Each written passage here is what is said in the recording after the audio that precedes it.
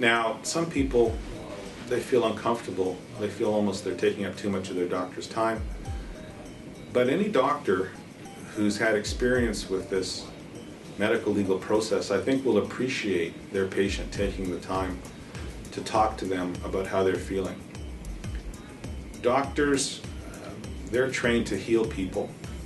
They can only do that if they understand how you're feeling. And they can't read your mind. You have to express to them how you're feeling. When you walk in their office and they ask you how you're doing, they're not asking about the weather, they're not asking about the Canucks. They want to know, how are you doing? And tell them how you're doing, physically, emotionally, and cognitively. They'll appreciate that, because not only can they treat you better, but you're going to help them keep out of court. Family doctors are busy. They don't want to be called upon to go to trial where they have to sit around outside a courtroom, wasting time, waiting to give evidence. And then once they're on the stand, the whole goal of the other lawyers is to try and embarrass them and make them look like there's something incompetent, or somehow incompetent. So they want the case to settle.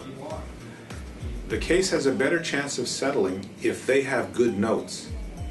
Their notes can only be good if you tell them everything. I'll be asking them for medical reports. They'll be relying entirely on their notes for those medical reports. If the notes are good, then the report will be good. And I mean complete and thorough. That's what I mean by good. And that increases the chance of settling the case. If, however, this is one of the few cases that goes to trial, and most cases do settle, if it does go to trial, though, then the goal of the doctor, like all of us, is not to be embarrassed. The doctor wants to look like a competent professional.